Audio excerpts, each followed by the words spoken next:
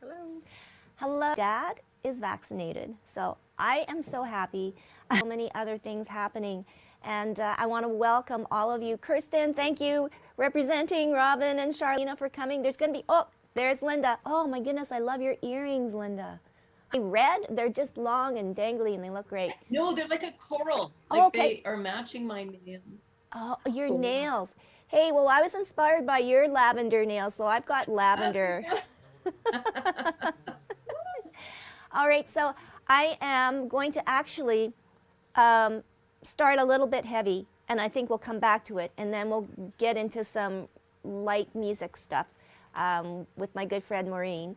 But right now, I know that Tina, you have to leave, but there has been so much ugliness, best way to describe it.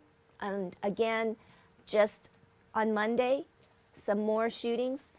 And so I really want to talk about the racism that's out there, and especially towards the Asian communities. And then again, too, there were some instances people have come forward now and talking about it. And I guess talking about mental health and stress and everything, we don't talk about it, you know, and I think it's like we have to change. And how do we do that? And also with respect, because that also is, you know, explain a little bit on I guess. Yeah, thank you for. But I'm really glad just to be in this space with all of you, and kind of felt like they could be expressed more openly throughout COVID, and have been kind of responding to that. But as you were saying, Tracy, these aren't new. And I think this is where some of those issues of kind of silence that you were talking about for so long, particularly in the East, uplift yourself, to stay quiet, to keep your head down, not to speak out against things. Being an impetus, violence, extreme violence seems to be an impetus for bringing kind of, a bit of a magnifying glass onto the issues, but they're not new. And I think what we're seeing, particularly with the, those 8 murders, that we're seeing a kind of, at the intersection, we're seeing misogyny, we're seeing racism, and we're seeing racial fetishization.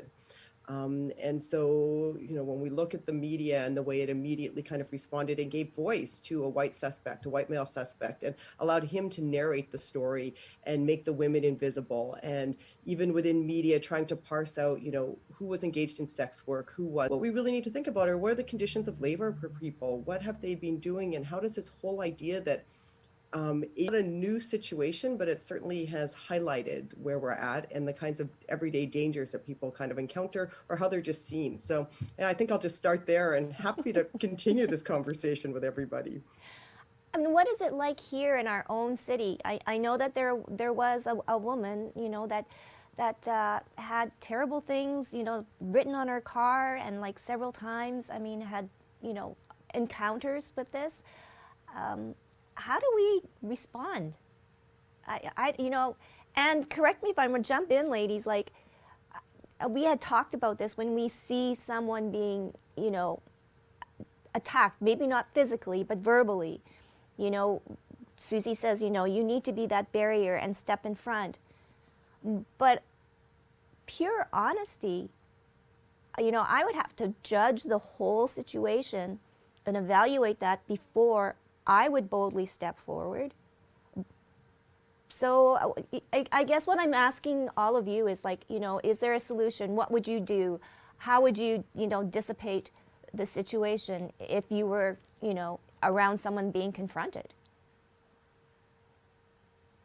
Yeah, and I think, Tracy, there's so much, and I think again, it goes to our own sense of safety. And, I know in this group, we've talked so much about how, when you occupy a place of privilege, and that's always a kind of, it's always contextual. So there are times when any one of us on here, can be in a position to step in, and other times where our own sort of embodied being puts us in danger as well and makes it more difficult. And, you know, as most of I teach history at the University of Manitoba. So in my answer is often, we need to learn more and we need to listen. And I'm, especially in this last week, I've just been reflecting so much on how so few of us have any understanding of the conditions of work in places like massage parlors. What are the conditions of immigration and migration? So what allows people, and what are the conditions that mean that people live and work in these spaces, and that is the only way that they kind of experience this country? So why don't we take the time to learn and think about that kind of labor and that work that's being done?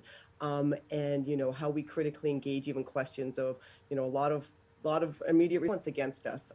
How do we think about protection that's community-based? And, I think in Winnipeg, all of these conversations have to also engage us with, with missing and murdered Indigenous women and girls. I think the way that racialized violence and the sexualization of women happens, our city, when I look at that case, I think this is not just about the erasure of certain people's bodies, but there is a real kind of, it's not the same experience, but there is a kind of way that they intersect together. And I think the communities need to work together to begin to think about that. What are the responses, and how do we really give community voice rather than continue to kind of allow what is really just a really broad cultural, political, and legal framework around racial fetishization to continue to perpetuate our discomfort in talking about the situations? Because unless we take time to learn about violence, we also are only really able to address the violence in certain realms. And it's,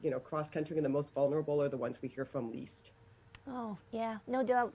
And I think it was told to me too, and it does make sense. We're human beings, but when we don't understand, it's so easy to go against, or to get your back up and maybe that's how racism starts, is just not wanting to understand and just thinking. Great insight. But you had asked the question, Tracy, was would we step in? Speak up? Yeah. Would we step up? Yeah. And I think, Tina, you made the good point. It's for coming from a white woman's perspective, a position of privilege, I always have to check myself and say, why is my discomfort more important than somebody's safety? To really examine that is, and that's often the reason given for not speaking up in wrong. I was worried what people would think. All of those are, we have to reposition those as less important than somebody's safety and dignity, and the word discomfort, Tina. So that just reminded me, I wanted to respond to your question, Tracy. Well, thank you. Yes, you're right. Amy. I agree, Tina, Linda, great question, Tracy. It is a lot of discomfort. And I find that with the events, I'm stuck with that too. I was brought up learning to accept and to work harder than others to get those opportunities. And now I need to unlearn that so I can project bravery in front of my daughter, my family, my community, where we are faced with racism. And we're finally talking about it, and I'm hopeful for the future. Like, my heart goes out to all those who do not feel like it's been an even playing field. I haven't been able to respond because it is a lot to process, and I want to gather like my thoughts. It's disheartening to hear that there's a Chinese virus. It's disheartening to hear what's going on in the Asian communities around us. It's disheartening to not know what to do. like I said, my upbringing was based on forging forward to accept and never to compare myself to those who are less fortunate because I have it good. And it didn't dawn on me until the recent events that I recognize that I feel like I don't have a right to speak up because there are others who are being tremendously impacted. And who am I to chime in? And there's been topics on cancel culture, accountability. And I already have the feeling of being at the bottom of the food chain. And if I politely express my feelings, I feel like I won't be heard. I know. Right. And even like growing up, I thought that dyeing my hair blonde, that did happen. With contact lenses, that I would be protected from injustice. I thought bringing a sandwich or a pizza pop for lunch, that I can be Canadian, but I'm tall. I'm tall for an Asian. Or mixed, you look exotic. Or how Chinese are you? Like, what do you mean, how Chinese am I? And like I said, I am privileged. Like, my parents did own an established restaurant in the heart of Chinatown where people didn't call me by my first name. I was known as the Asian dim sum chick wherever I went. And they would call it across the room. So regardless of what I do, I am told I am not Canadian. And here's the thing, like when we survey people prior to revamping our old restaurants. So many restaurants now adopt an Asian influenced dish.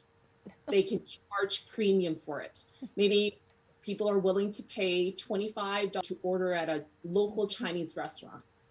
Probably a family restaurant bringing you the flavors from their hometown. If a Chinese restaurant increase their prices, it's perceived as expensive because Chinese food is already seen as cheap, undervalued. And that's essentially where we stand. We can't make it a high value item unless it's supported. And same goes with racism. It's something that we need to do together to be on an even playing field. That's just a little tidbit of. Oh my goodness. Oh, Amy, that's what I love. You're just like, okay, you've made racism like as it is, comparing it to a Chinese menu. And that you're so true. Like, how many times or whatever they raise it $1 or whatever, and it's just like highway robbery. And you're going, but then I'll go to X restaurant and pay, yeah, you're right, $25 for a bowl of rice and some soy sauce in it. Yeah. Oh, no, that's, oh my goodness. Anyways, and welcome, Rana. I love that pink sweater. Oh, you're on mute. Yeah, you're on mute. Hi. Oh, there you go. Now we can hear you. Yes. So, what are your thoughts on things that have been happening around us, besides COVID and besides vaccines? Oh. Yeah, so I think it's a very layered conversation, and I'm always in this position where, I'm never surprised, and I kind of feel, do people actually understand that this racism has been happening for years and years and years, and I guess on the positive end, I'm happy that this is now becoming in the forefront, and people are, like, the general public is able to see what Asian, East Indian, Arab, I know that there was a issue in Calgary yesterday where a girl got ripped, her hijab got ripped off and she got beaten up because she was whatever. So this stuff is happening. Like, it's really happening, and I think it's really positive that people now, general public, is talking about it. But I get kind of iffy and a little alarmed that people are so surprised about it. I was somewhere last night and they were like, well, I didn't know that would possibly ever happen. I'm like, are you joking? Like, what world are you living in? Just because now it becomes mainstream, it does not mean that this is suddenly a new issue. And I think that is really important for us to clarify. It's becoming public. I think that there are issues with reporting acts of racism, specifically in different cultures and in different groups of people. I know a lot of Muslim people will not actually report when something is happening to them or they're facing a hate crime.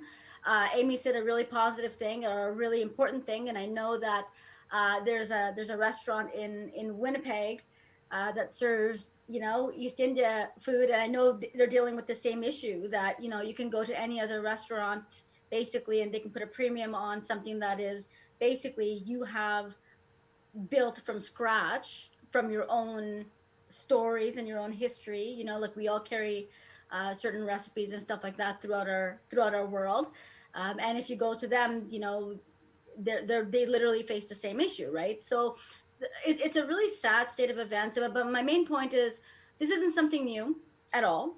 I think to act like it is something new, or to go sit for me to sit in a group of people and for them to be alarmed that this is happening, I think it's kind of icky. Like let's be realistic. If we're starting to have these conversations about race, about racism, about attacks on different people, let's be honest about the history of it. Let's be honest about how and when or the different ways it has been occurring.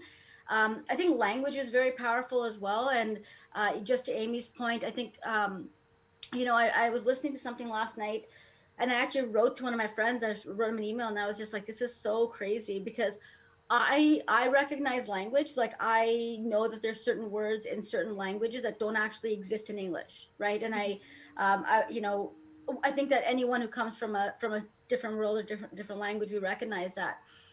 But I just want to relate the language to the racism and the violence, right? Like those violent acts of racism. The English language, if you really think about it, it is rooted in many ways in violence, right? So, violence and misogyny and like these issues. Like, I was listening to this podcast, and I read this article this woman wrote, and I can't remember her name, and I wish I could give her credit for this, but she was talking about when people would just say, like, when a guy will be like, oh, I begged her, you nailed it, they use very violent terms to almost in a celebratory way, right? And I think that so all of these things are interconnected, right? And I think that for racial issues and for violence, and I'm only thinking about violence because of that Calgary attack. Actually, that's what's kind of in my mind right now, is this girl getting beaten the shit out of for wearing a hijab. But yeah, so I just think that everything's interconnected. And if I was gonna leave with one thing, because I'm gonna jump off pretty quick today, it's really, can we just be honest about this isn't something new? Like, can we just have that conversation and stop pretending? Like, can I go and sit with a group of people and then being like, well, I've never dealt with that, I've never seen that, I couldn't believe that. What? Like, what? Just because you don't hear about it doesn't mean it's not happening. And to the people who are facing it, no matter, regardless of what you are, I mean, for me, always in solidarity with with the Asian community and whoever's dealing with these issues, 100%. But let's not be afraid. Some of the power is in reporting. Like, let's get the information out there, right? Like, when you're facing with it, I think that people get really scared. And I've talked to a few people just like this past week about some of these things. And there's a lot of fear in making it known. Like, there's a lot of fear in having those conversations, unless it's so violent that you actually have to seek medical help. Right? The girl walking down the street being called names, she's going to really hold it in, but she's not going to go actually report it, right? She's not going to go and make it known as a statistic or a number or what's actually happening in the city. And I think a really good part of it, a really important part of it, so people, the general public, can know what's actually happening, is let's start having those really open, honest, unfiltered conversations. Stop tiptoeing around it. Stop trying to, not offend people. There's a point in time where there's groups who have been oppressed for generations. We have the right to offend people. And our problem is not your offense. Like, I don't really care about your offense. Right now, I think the goal should be safety, security, making people feel like they are belonged, making people feel like they can walk down the street and not be called the coronavirus or whatever, like these BS terms that are being used. And so for me, I'm always on that end. I'm kind of a no bullshit kind of person. I'm just done with it. I think that we just need to flip switch a bit Let's start talking about things openly, honesty. Let's start building bridges amongst communities, amongst groups of people. You know what I mean? I don't speak for every Muslim community, but I definitely speak for me and my family. I'm in complete solidarity with the Chinese community or any Asian community that is dealing with any racism. Like, let's wake up. And if you want a better world tomorrow, to be honest, for children who are much more, they have much more access to information, and their tomorrow is going to look very different than ours looks right now. Let's just stop the tiptoeing around issues. Blunt, open, have very honest conversations. This is not something new. It's been happening for years. Let's just break it. Break it, and if we have to start fresh, let's do that.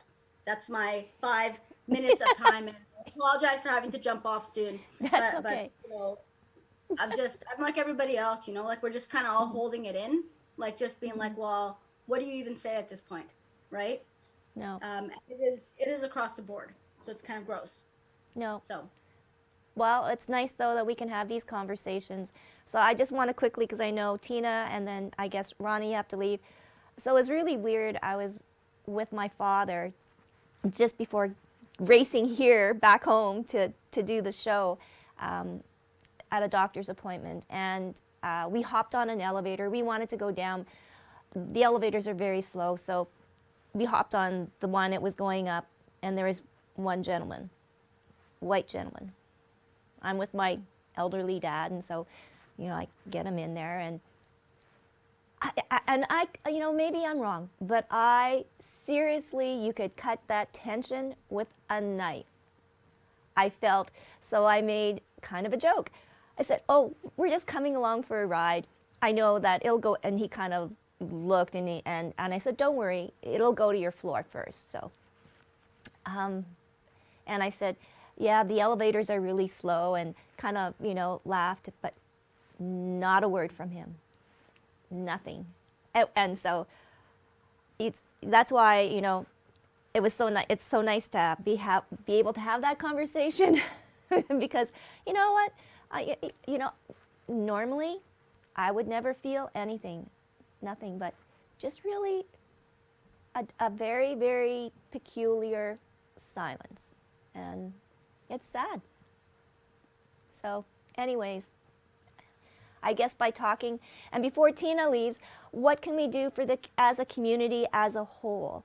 I know we're having conversations, and I don't know, maybe I would love more people to come in, women to come in especially, and come into these conversations. But what can you specifically, number one, have that family conversation? I don't know.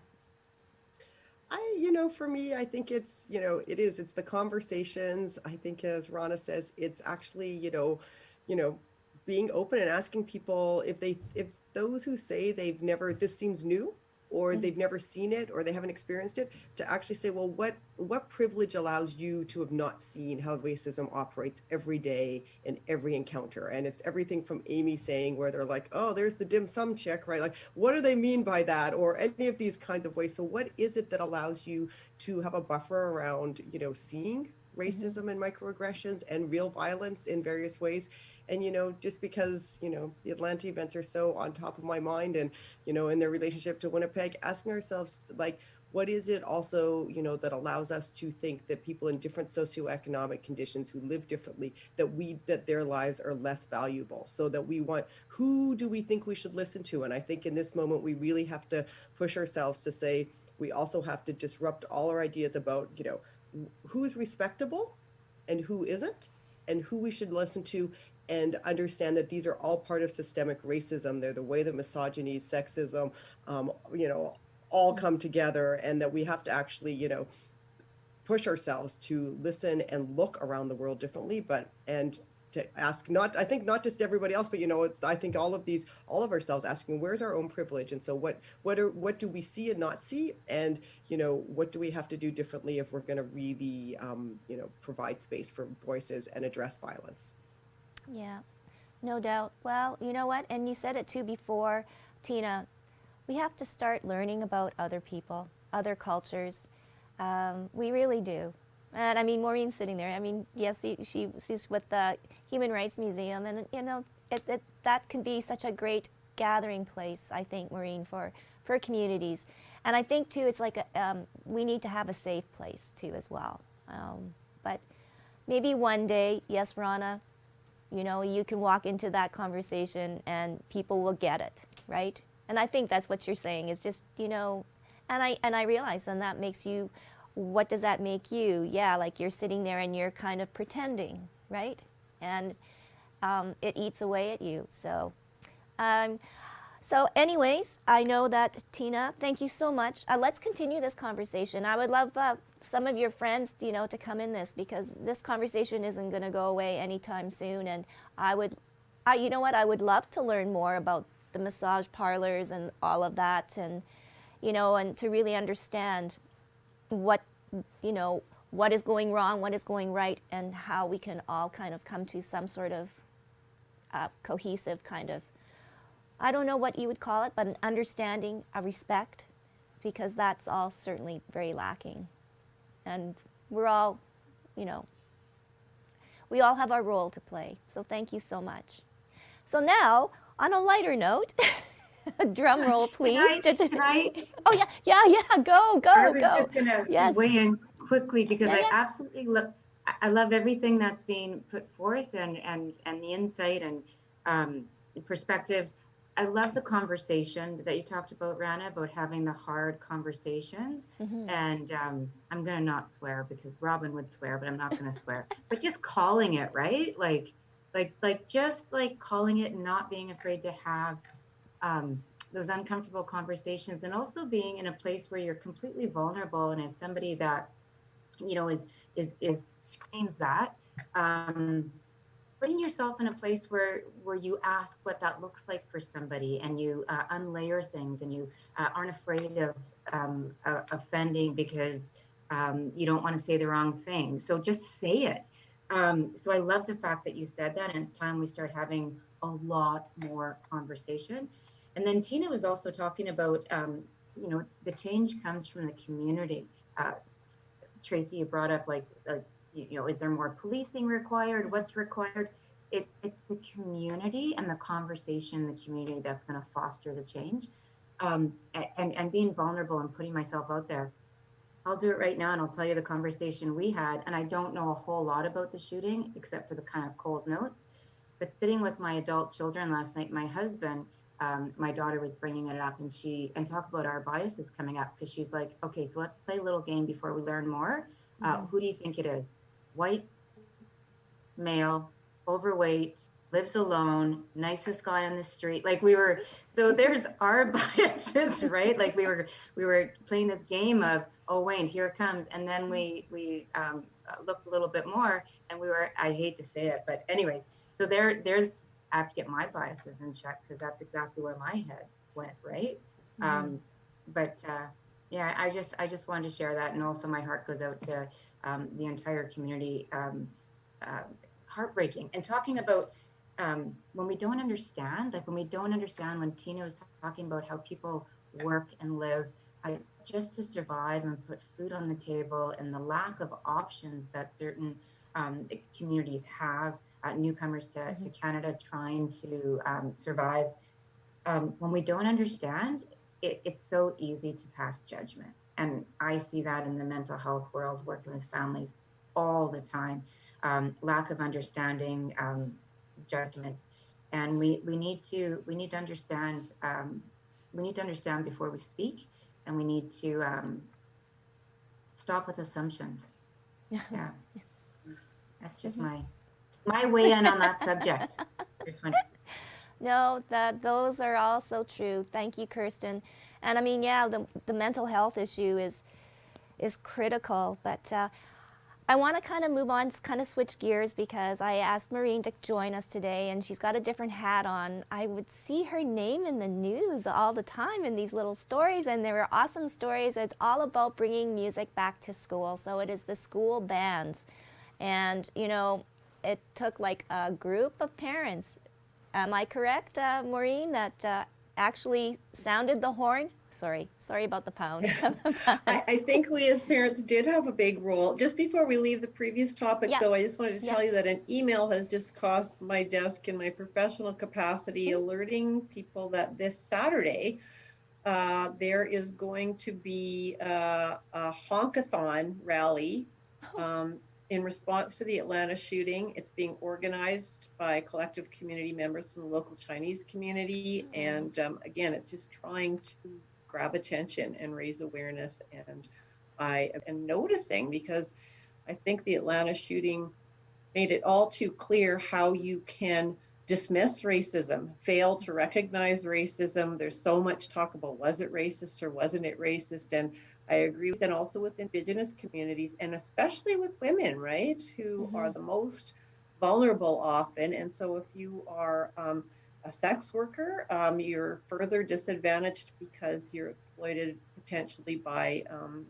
men, or primarily men who are running those kinds of things. So it's all layered. I think I heard Rana say layered. So I really like it, the fact that, and even on a personal level, I mean, I had since high school a friend whose father is of East Indian descent, and never thought anything of it. But only recently, in response to all the Black Lives Matter and everything, she's told me that she's experienced racism in her life. And I feel sad that I didn't know that. And I think it's up to people who have white privilege to ask their friends and acquaintances about whether or not they've experienced racism, because I don't think it's fair to expect them to raise it. I think it's the responsibility of the people on their side, of the allies. Yeah. So that's that. Band. And So this is a very happy story, because I think it shows that you can have things happen as parents. So I first want to talk about band kids, because I think anyone who's got kids in band or knows about band, or even the stereotype of band kids, and every stereotype there's a grain of truth, right?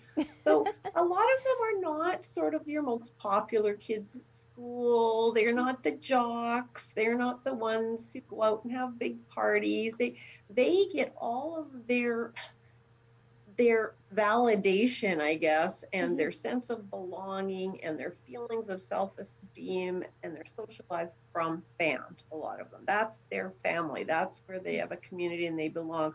So when band stopped and the wind instruments weren't playing anymore, it didn't just end their musical development and a chance to play music. It ended, for some of them, everything. And with my son, who was shy and tended just to hang around in his bedroom a lot, band brought him a whole group of friends. He was coming out of his shell. He was going on trips. He was going out with friends. And then that all ended back into the room. So this started with a parent from Vincent Massey High School, actually, who felt similarly, same issue with her daughter. And she started agitating, collecting up names of parents. We got our band teachers sort of asked us if we wanted to join this group, and then they backed out because they couldn't be involved. And what we found out through the Manitoba Band Association is there's really no reason for the kids not to be playing wind instruments. That the research that's been going on considerably in the United States is showing things like tuba, which my son plays, projects aerosols no more than breathing, actually less than breathing, same as speaking. And only the trumpet and a couple of other ones project a little bit farther. So they'd be like talking or shouting. I should say. And then a lot of other research into when you take mitigation measures like bell covers over the instruments and other things, that there's really, the risk has come down to very minimal. And actually the big risk is just going to school in the first place. That's your risk, right? So actually playing in bands, socially distanced with bell covers on, nice ventilated room, very little risk, but it wasn't happening. Meanwhile, my kid's doing volleyball in gym class with masks on, so that drives me crazy. So we started agitating, right? We wrote letters to the province, and because I have my career is in media relations, I started reaching out to media. We managed to get coverage on the front page of the Free Press. We got on CTV and Global. We got CGOB, and then at the same time, coincidentally, the Manitoba Music Educators Association, so the band teachers sort of represented as we're talking behind the scenes with the province as well. So I think it was a week ago Friday, suddenly the province comes out with a bulletin, and this was only 3 weeks after we started our lobbying efforts, that they're lifting the restrictions on indoor wind instruments in schools. So my kid started playing in band a few days ago, and we're like thrilled because he's in grade 12. This would have been his last chance to play. They haven't played for over a year now in any band ever. And when that's what you do. Oh, wow. And then, and you obviously have seen a difference in him now since he's joined the band again? Yes, and in fact, on Saturday night, he went out with some friends from, actually, they were his friends from grade 12 last year, but band friends, right? So it's just sort of re-engaged the whole interest in everything. Wow. So really, really great. And the band teachers were worried because enrollment in band for next year was looking very risky, because if your kids just aren't playing in band, lose that interest in band, they've got other options, right? And then they don't even know if they're going to be playing in the fall. Why are they going to pick band over art or whatever else they could be taking? So that was a problem too. And in Pembina Trail School Division, where I am, they've got such an amazingly good reputation for music excellence. Like some of the bands in the high school state. How's it been, like, I guess, for going back into schools and stuff like that for your son? I mean, was it, and how did you feel too? Fine. And in fact, there's, I think, very, very early in the pandemic, when they first started going back, there was like one case we heard about. Nothing ever really came of it. Haven't heard anything since then. He's not scared. They go every second day, and they sort of try their best to do all the things that you need to do to stay apart. But you know what? They're walking in the halls. They're young. They're, like I said, they're doing gym class, and still nothing's happening. So I don't know. Like, I think the danger is that the kids have it and just aren't having any symptoms, and then can still be, infect older people because of that. But what if they do all have it and have no symptoms? That's good, because maybe that's going to make them immune into the future, right? So I think that's all a positive sign. How's school been for Amy? Amy, for your daughter? She, so far, I think good. No cases. I mean, it's different. She finds that it's boring. Even when we enrolled her in gymnastics in the fall, which they had to cancel, she didn't like it as much because there was like adjustments, there was things that they couldn't do, and she found it like it was boring. She's like, I would rather not take it this year. But then they just they canceled it. So activities, super, super important. I know I was a band kid, and I would skip other classes to practice a little bit more. What instrument did you play? I played the French horn, and then I went to the clarinet. Oh my God, those are tough instruments. So much fun. Yeah, like a lot of kids that are in band, they don't even care about going to school anymore. That's the only thing they look forward to at school, even if they do well at school. But speaking of boring, you know what they're doing before they could play instruments was they were drumming on plastic pails and playing ukuleles, which is something. The band teachers have to think of something, but like drumming, when you're used to playing Shostakovich in band, and then you're just drumming on a plastic pail, like, can you imagine? You're playing Wipeout. Linda, how have your girls adjusted? I know it seems like a long time, but how have they adjusted? That's such a great question. Well, I'd say my oldest adjusted very well right off the bat. She's a self-learner, so she could teach anyone here time management and productivity lessons. Like, she's so focused. I've always been admiring of that in her. My youngest last term fell through the cracks, it was a challenge.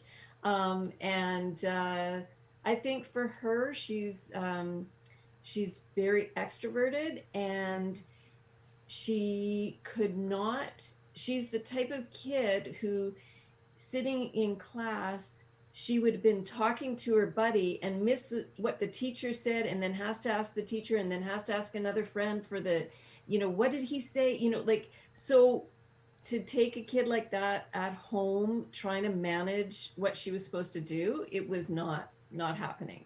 So it took some like real effort on my part to get things back on track for this term. So thankfully the school was really good. And when I contacted the school, Kelvin, they were just so supportive, and they were like, you have no idea how many kids are struggling this way.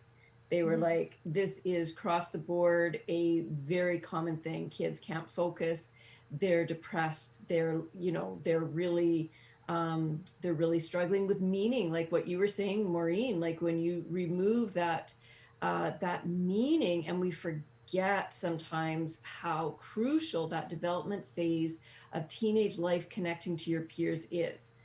They don't want to be connecting with me, like unless I'm driving them to buy Starbucks, like they're not interested in me, That's exactly it. It's what's the point? It was what's the point of even practicing? Even though point. I'm an excellent musician, why should I practice? Not gonna be even his university friends in first year university who were like, one was a flute major in wind ensemble. I don't even feel like practicing. Why should a lot of that. What's the point? And they're already struggling with that anyways, this generation, right? With affluenza, and why should what could it motivate me in this? Of course. So, I mean, this show is always an emphasis on mental health. And I think, Kirsten, you guys always speak so strongly on the peer support. And, I see that in my kids for sure, that when you removed that peer support,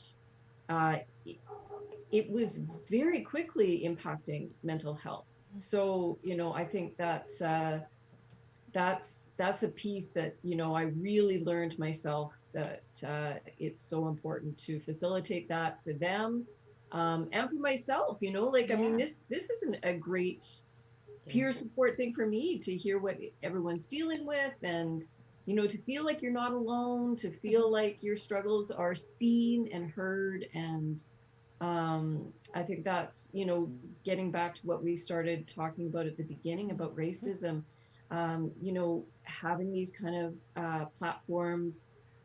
I'd love to see this platform. It's so great for all of us, but I know you feel this, Tracy. Like, how do you reach more people? How do you get more people involved in this dialogue, and workshopping these ideas, and feeling that, that support, that you can speak uncomfortable things, say, like as Raina was saying, like, let's just talk about it. How do we get more people involved? That's something that I would love to see. And, I was going to ask everyone what they thought of the slogan because we started yesterday, I believe, right? Yeah. And I know, Amy, you've been posting about the Anti-Racism Week. What is it? Can you imagine our city without racism? I thought, what does everyone, what were everyone's thoughts about that? Well, I mean, it's a big loaded question, and we did the kickoff video for it, and it was really interesting listening to the speakers. But more importantly, there was a grade 12 student from Brandon, Alexis, who spoke so openly about her vivid memory of, at 14, going away to camp. And she, she found, was told that one of the girls called, and using her words, that Indigenous people, maybe not using the word Indigenous, but were dirty and alcoholics, like just very derogatory. And she said, you know what, she didn't think much of it, but she said, I never forgot those words. And she is just now speaking about this and speaking out. But it was, yeah, those kind of stories really make you stop and think. And, I think maybe a first lesson is actually stopping and thinking about something before you say anything. And that's, where you go down that slippery slope. But yeah, it was just, she spoke very, very well, and it resonated with her. It definitely probably caused her pain, but she's now speaking out, and she leaves that message for more young people to come forward with their stories. So, and she found out too that she wasn't alone, but unfortunately it takes experiences like that, right? That can do a lot of damage, especially to young people.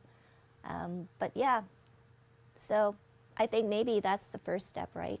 Is stopping and thinking and listening. But yeah, there's a lot of work to do, for sure. What about you, Amy? No, I agree. I think there's a lot of work. It takes a lot of listening, compassion, empathy, just wanting to learn. I think it starts with us knowing what we can do, and speaking up about it, and not being afraid to do so. Yeah. Right. Like I said before, there's these limiting beliefs that's really hindering my progress, and I'm learning because I want to be a role model for Alyssa, right? Like, how am I going to have these conversations one day with her if she was to bring it up that, oh, this happened to me? I'm like, oh, well, just accept it. And that's not the way to go, right? Yeah. No. It takes the school as well. But again, like the school, we don't touch on those subjects. It's not a subject. We talk about math, social studies, English. We don't talk about kindness. We don't talk about compassion. We don't talk about cultures, right? Yeah. There's Folklorama, which we do really, really great at embracing like the different cultures, but within the school, how they're being brought up, where they're there 8 hours a day, none of it. And sometimes when they're being bullied, it's not even really properly addressed. No. Kirsten, you want to chime in? Yeah, I totally agree with you, Amy. It's amazing the things that you do learn, or children do learn in school, and what's required and considered essential, and the lack of what they learn in school and is not addressed. I find that absolutely shocking. I would love to rewrite the health curriculum and have a huge piece of mental health and something like skills-based for managing emotions, like a DBT type something. But having said that, I have huge faith in this younger generation. My oldest daughter, who's 23, was such a driving force when she went to Vincent Massey, and she was very involved in social justice, and because of her work on her graduating year, she actually got awarded outstanding youth role model with 4 others in the city by the mayor, and she wasn't the volleyball player or the jock. She fell in with the band kids, right? That was her, and the social justice, and that was the Go belonging. nerds, go. Oh, she's like so much cooler than I am, and but what I wanted to touch on also is when you're telling that story, Tracy, about this young woman who spoke about her first or a solid memory that she has of racism. I mean, when you think of hearing words like that as an adult, how hurtful they are, and we have this life experience that we're actually somewhat equipped to manage and navigate like a verbal assault or hearing something hurtful. And then you take these kids that don't have that wealth of life experience, and not only do they have to navigate hurtful words like that, but they're also going back to this online learning right now. And what Linda was talking about, her 2 daughters, and I have 2 daughters that are so different, somewhat the same, but like so different. I just feel for those kids that are there's I'm not going to say very few, but there's a segment of students that are actually doing just fine, and some perhaps even thriving with this online learning. And then there's other kids with this isolation that, not only is their learning suffering, their mental health is suffering huge. and they don't have the depth of experience, and they're lacking connection. And I just can't wait for things to progress so we can get these kids back in school, hopefully in a typical, more normal way. I'm kind of rambling on here, but No, it's okay. yeah, I feel I'm so impressed by our younger generation, and right now my heart breaks for them. And I hope the change comes with them. Yeah. How about you, Maureen? Well, yeah, I think that's it. I think they are really active, but they need a purpose. Back to what Linda was saying again, right? So you've got to channel that energy to something, and when there's nothing. And so hanging out in the house is all fine and good. Not if you don't have a good household environment. Can you imagine if you're in an abusive domestic situation on top of everything else? And doesn't have to be physically abusive, right? Mental abuse is often worse in some ways. But and then to be denied that interaction with your social, like when I was young as a kid, I only wanted to be with my friends. I did not ever want to be with my parents. Sometimes I think this generation's a little different that way, but still, like, it's weird to have my two grown-up kids, 17, almost 18, and 23, hanging around in the house with us 24/7. Like, that's not good for them, is it? It's not good for you. Well, I actually don't. Well, and I guess that's a whole other conversation. When Amy was talking about things like empathy and all of that not being taught in school, and now with this new bill and doing away with all of the different school boards and everything and having just one school division, I don't know about only one, but maybe then that's the way. Well, it was proof in the pudding with what Maureen and the parents did with their school bands. Maybe, we need to have conversations with your MLA or whoever in your constituency about what you would like to be taught. Like what is the new curriculum? Because it definitely needs to change. We're in the 21st century now, and we all know that there needs to be more Indigenous stories being told, and let's bring in the cultural stories then too, because we are multicultural. Folklorama has 52 different cultural places to go to, so obviously there's at least 52 different communities, cultural communities out there with lots of stories, and then maybe that would start the conversations that we are, the Rana conversations that she wants, and that, I think too, my heart goes out, probably didn't know how to address what their little girl came home from summer camp that was supposed to be all fun, and I think those are some of the things, those hard conversations as a parent, to give us the tools, right, on how to address those feelings, and to address those situations that your children come home crying or feeling bad about, because they're ultimately going to feel bad about themselves first, right? So I would, and maybe Linda, what do you think Winnipeg would look like without racism? Well, I think, Kirsten, you need to get on rewriting the health curriculum. Yes. I think that's a good start. Amy, you're going to get on the empathy part. Yeah. Right? Maureen's going to have the creativity and the music Yeah. component. Tracy, you're going to have the storytelling. Okay. Right? Yes. We've got it all right here. And no more calculus. Why do we need calculus? Through calculus. Why?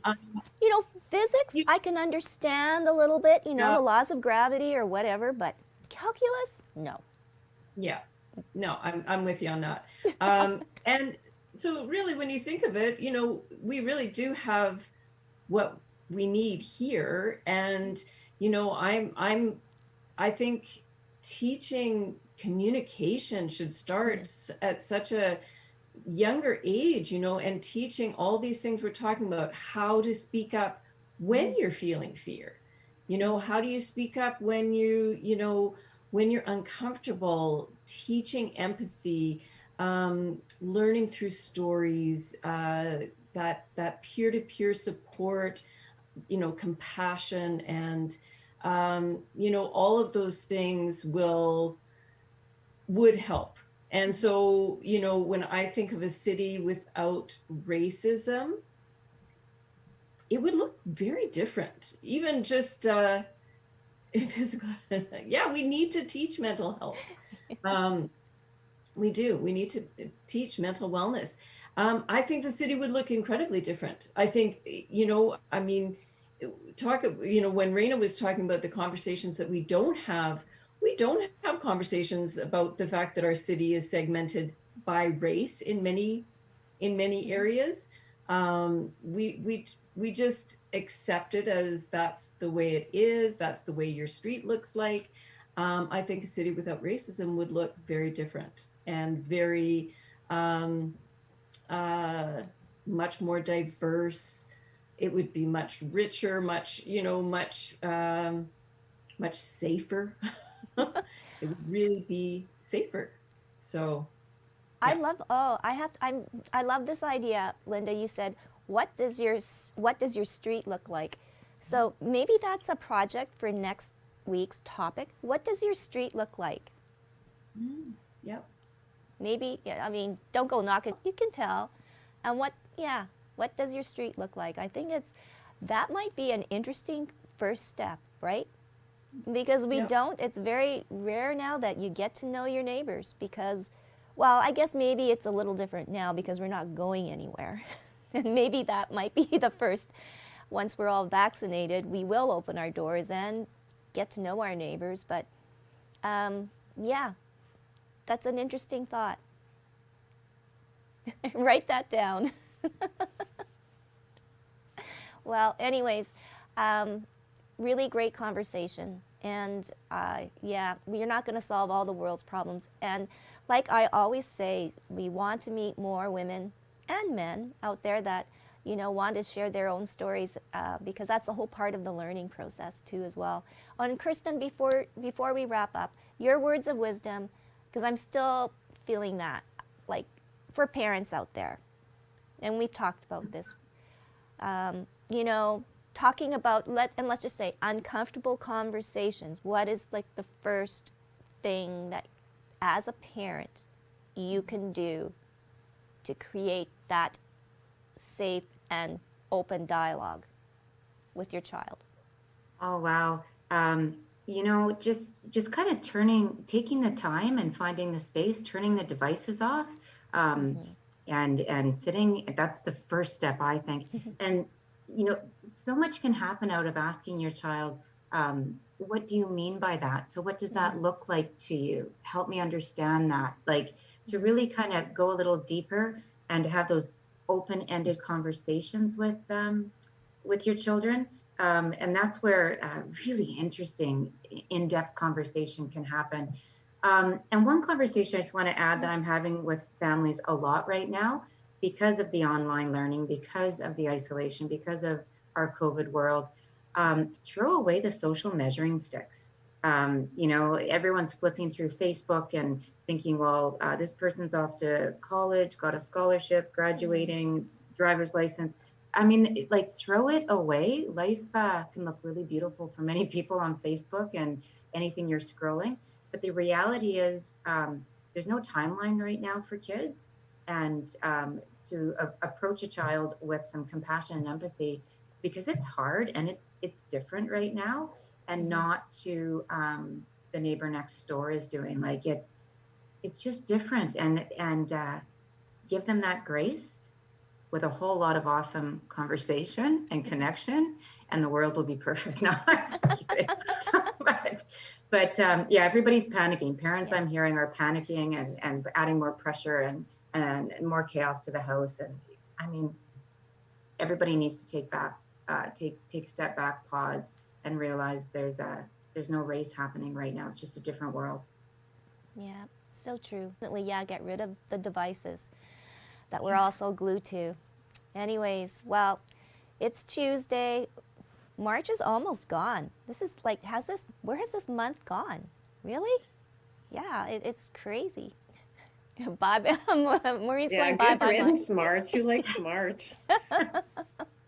Well, thank you so much, ladies, for joining in the conversation. And yes, take a walk down your street and see what your street looks like. and we'll get your reports next week. Great Thank to see you. Great to see you guys. Have a good Thanks, week. Tracy. Yes, Bye-bye, bye-bye. everyone. Thanks, Tracy. Bye-bye.